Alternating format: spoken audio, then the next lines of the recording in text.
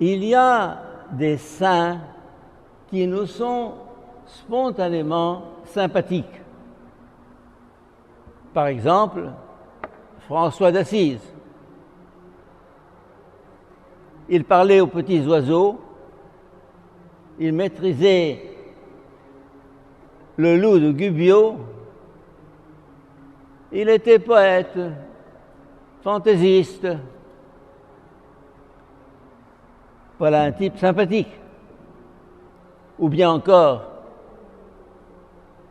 Don Bosco, l'apôtre des enfants, en contact avec la jeunesse, un type sympathique, dynamique.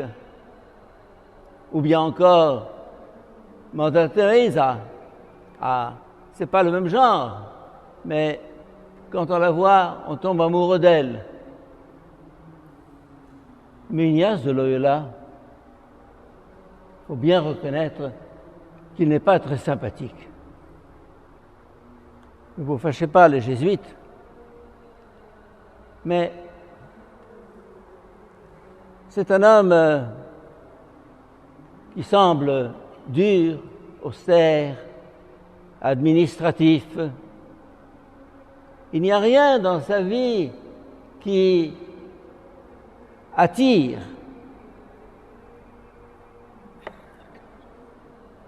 L'important n'est pas d'être attirant, l'important n'est pas d'être sympathique.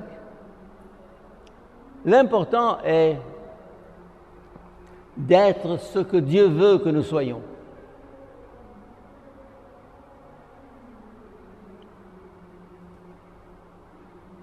Et voilà Ignace. Ignace est venu à un moment charnière de l'histoire.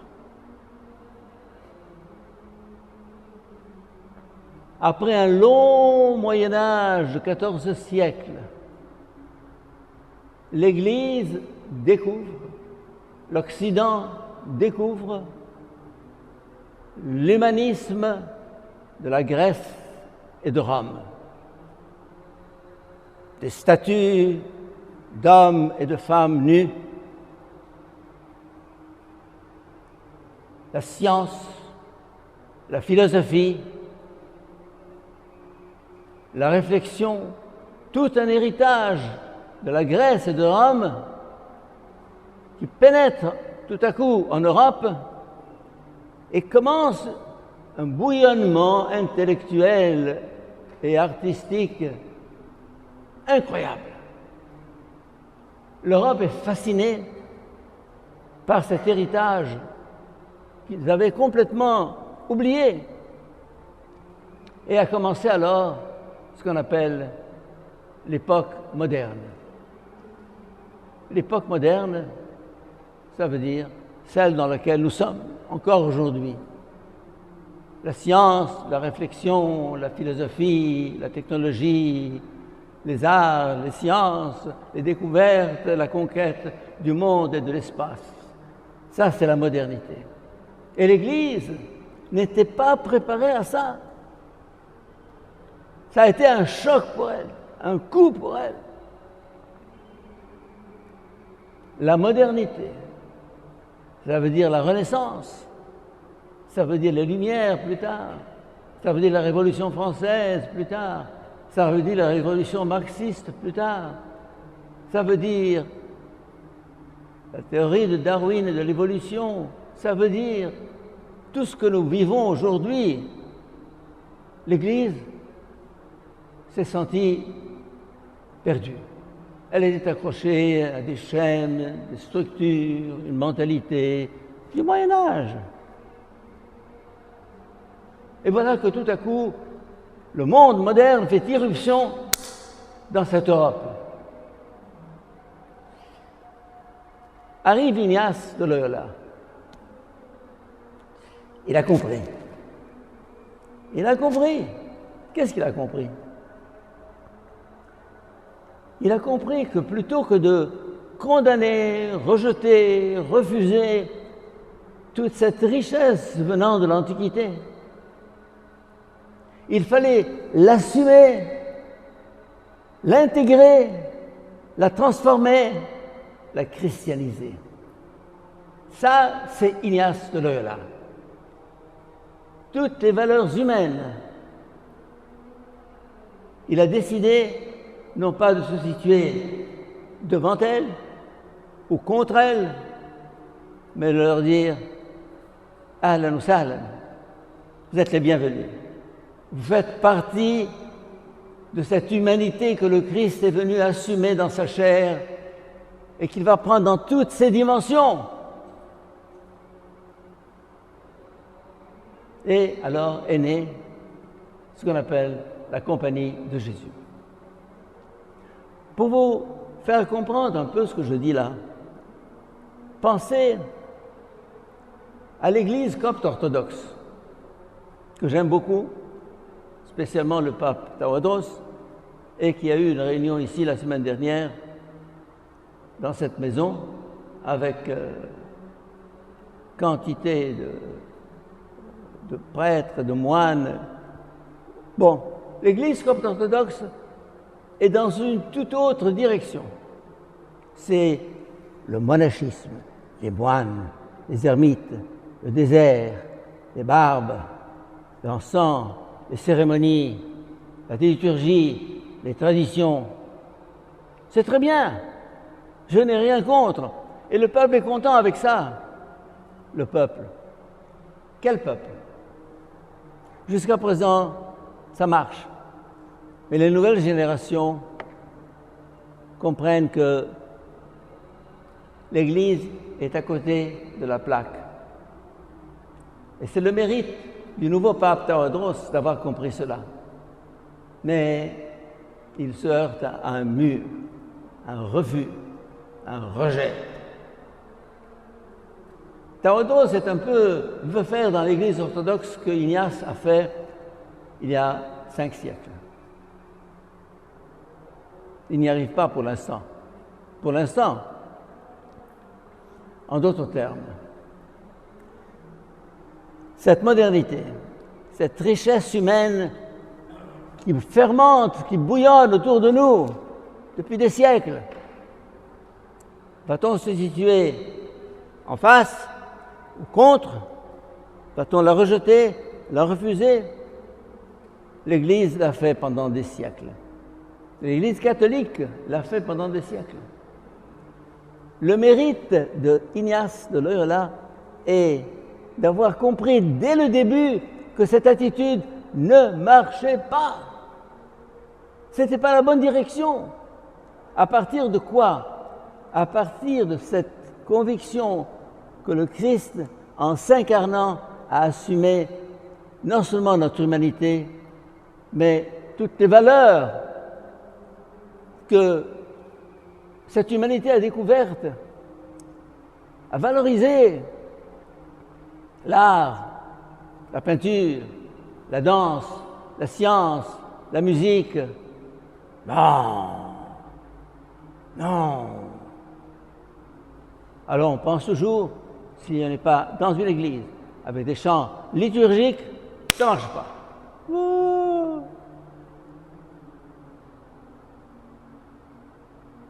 Demandez aux jeunes aujourd'hui, ça ne marche pas. Il a assumé l'humanisme chrétien. Mais il a assumé l'humanisme païen, pour en faire un humanisme chrétien. Quelle est la différence entre l'humanisme païen et l'humanisme chrétien? La clé de la spiritualité jésuite réside dans ces deux mots, humanisme, chrétien. Humanisme, ça veut dire toutes les valeurs de l'art, de la science, de la philosophie, de la pensée, de la technologie, du progrès. Ça, c'est l'humanisme.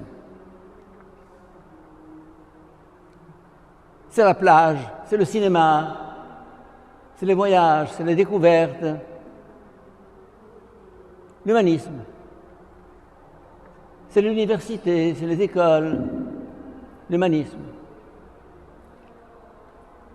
Ignace dit, très bien, j'enfourche l'humanisme.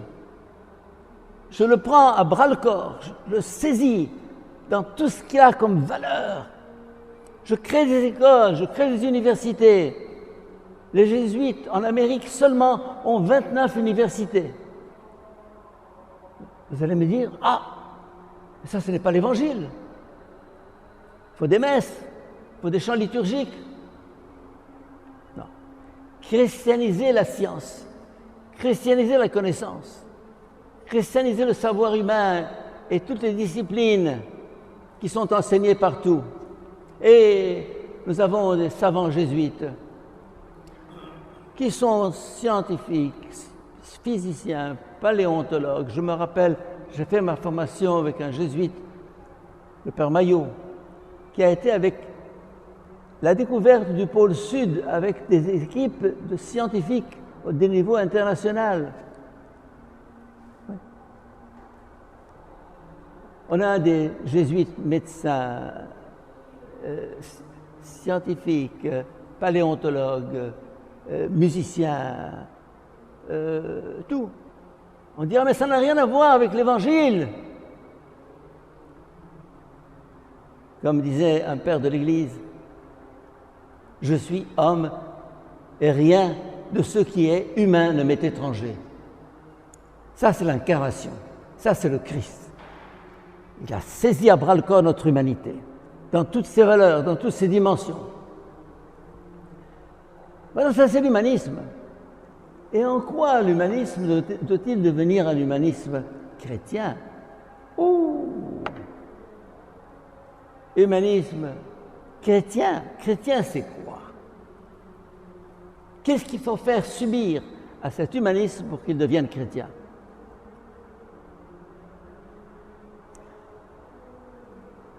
L'humain est tellement fascinant.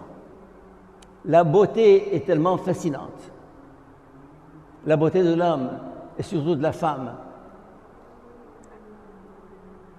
La science,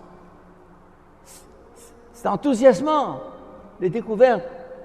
Il faut que tout cela passe par la mort pour prendre un visage chrétien. Oh, mais non. Et voilà un peu l'époque où nous sommes. L'humanisme, on l'accepte. Oh, partout. Notre époque est retombée dans le paganisme d'autrefois. Notre époque est retombée dans le paganisme d'autrefois, les dieux grecs, les dieux romains. Le culte du corps, le culte de la beauté, le culte de l'éros, tout ça, on le redécouvre aujourd'hui. Et notre époque s'y plonge, s'y vautre. Elle n'a pas compris que tout ça doit être traversé, baptisé, transformé à travers une mort.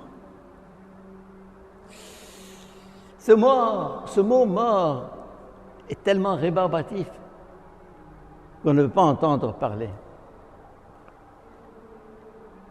Et c'est le génie d'Ignace de Loyola d'avoir créé ce qu'on appelle les exercices spirituels. Un petit livre comme ça, qu'on appelle les retraites ignatiennes. 4 semaines. C'est un moulinex, maframa comme on dit en arabe, maframa. On entre.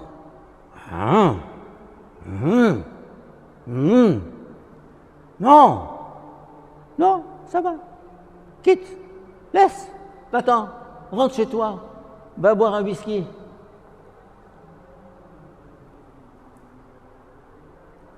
Tu veux continuer?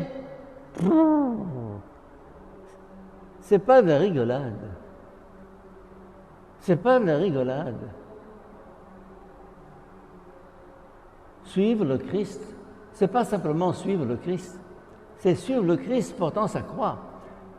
Et dans une des visions de saint Ignace, avant même de fonder la compagnie de Jésus, Christ lui a dit, viens, suis-moi et porte cette croix avec moi. La croix. On veut bien l'humain sans la croix. On veut bien le Christ sans la croix. Alors Ignace fait passer le retraitant par une double mort. La mort aux passions, première semaine. La mort à l'ego, deuxième semaine. Il y a une logique dans les retraites ignatiennes qui est terrible. Je crois qu'il y a beaucoup de jésuites qui n'ont pas compris la logique de la retraite ignatienne. Alors on passe par le Moulinex, on perd tout, on se perd, on perd son ego. Et qu'est-ce qui remplace cet ego? Le Christ. Le Christ désormais occupe toute la place. C'est fini. Nous ne sommes pas franciscains, nous sommes dominicains, parce que franciscain vient du mot François, dominicain vient du mot Dominique. Et jésuite vient de quel mot? De Jésus, mes chers amis. Ignace n'a pas voulu appeler les jésuites des ignatiens. Il n'a pas voulu les appeler de son nom à lui, mais les compagnons de Jésus, des jésuites, marqués par Jésus-Christ. Notre modèle, c'est Jésus-Christ. Et c'est pour ça qu'après la première semaine et la deuxième semaine des exercices, il met devant nous le grand modèle, Jésus-Christ. Et lentement, en contemplant ce personnage étrange, le retraitant commence à s'identifier à lui. Et c'est cela, s'identifier au Christ. Le jésuite est un deuxième Christ. Pas seulement le jésuite, mais tout chrétien. Car le jésuite n'est pas un original ou un extraterrestre. Il ne fait que reproduire en lui ce qui est adressé à tout le monde. Compagnie de Jésus. À partir de cette double mort, l'homme est libre. Libre de quoi? Libre de tout avoir, libre de lui-même, libre de son ego, pour servir, pour donner, tout donner. Tout à l'heure, nous allons chanter « Donner, tout donner ». Oui. Alors, ça, c'est l'action. L'action pour construire ce royaume pour lequel le Christ est venu, cette utopie mobilisatrice qu'on appelle le royaume. Et c'est là que les jésuites sont invités à partir partout. D'un cœur libre, nous avons chanté au début de la messe, d'un cœur libre, osons partir vers ces lieux inédits. Inédits, ça veut dire nouveau. On parle des jésuites comme des hommes frontières qui vont là où personne ne va. Et encore, d'un cœur large, nous ne cessons pas d'embrasser l'horizon. L'horizon. L'horizon. Ce qui marque finalement la spiritualité ignatienne, c'est cette ambition, à la mesure du monde, dans toute la profondeur de son espace et de son histoire, pour préparer le chemin du Christ qui vient, Christ qui vient de l'avenir, pour couronner toute son œuvre au point oméga. Amen.